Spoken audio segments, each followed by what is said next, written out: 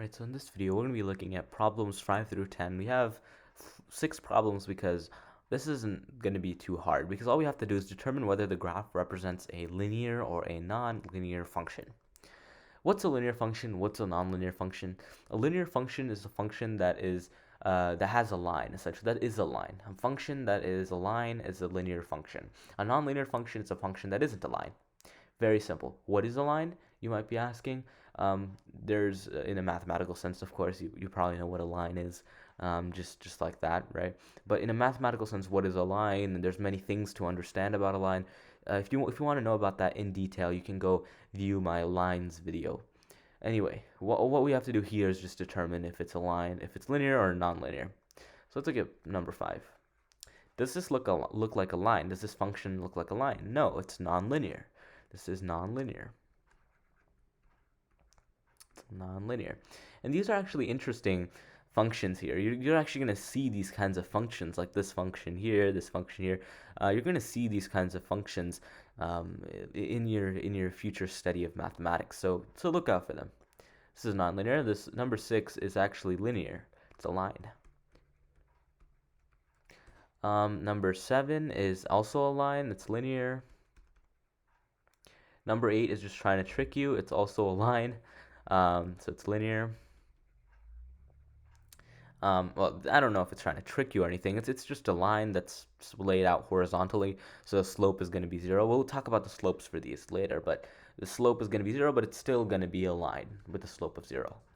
So number 9. Number 9 is actually, so this is interesting. Number 9 is actually not linear because the function, you don't want to just look at a portion of it, right? This portion of it might look like a line. This portion might look like a line. But as a function as a whole, it's not a line. It's something else. And this is because it's not a linear function, so non-linear. And this is actually something called an absolute value function, which you will deal with later a lot.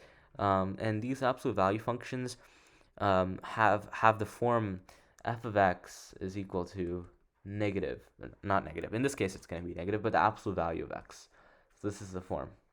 You've seen them before, but you don't know a lot about them probably yet. So you can go, you can wait for that in future videos and in future forms of mathematics and in future classes of mathematics. So in number 10, we don't have a line. This is nonlinear. That's it.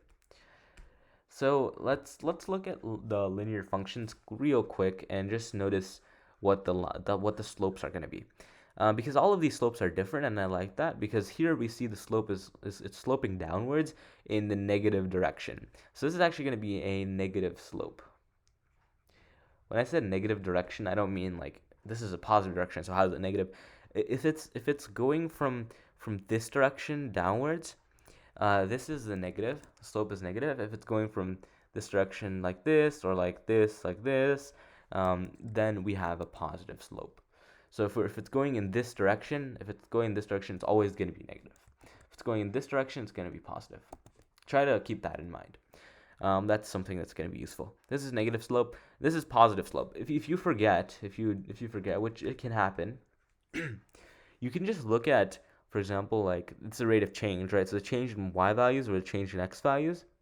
The change in the y values over the change in x values, this is going to be a negative number, and this is going to be a positive number, which is going to be a negative slope. But here it's going to be, so change in x, change in y. Sorry, not change in x, change in y, change in x. So here, if we look at it this way, you can go from here to here or from here to here. It's the same thing.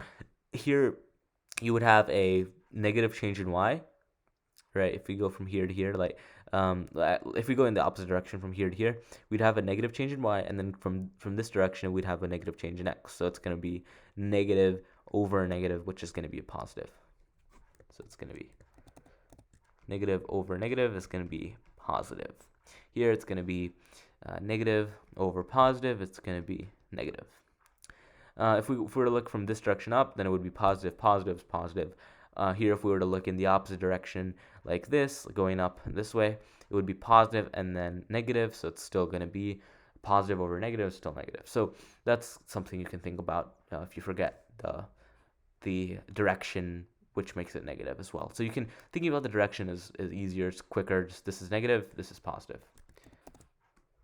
Let me make it more straight. This is negative, negative, and this is positive. Anyway, back to this one. So this is linear. This is going to be what? A number 8 is actually just a straight line. So the slope, and we're talking about the slopes here. Let me just keep that. Slope is actually going to be big 0. I did cover this in previous video, what is slope, and the slope-intercept form in my lines video. So you can go check that out if you're curious or want to know about it. Okay, so I hope you found this video helpful.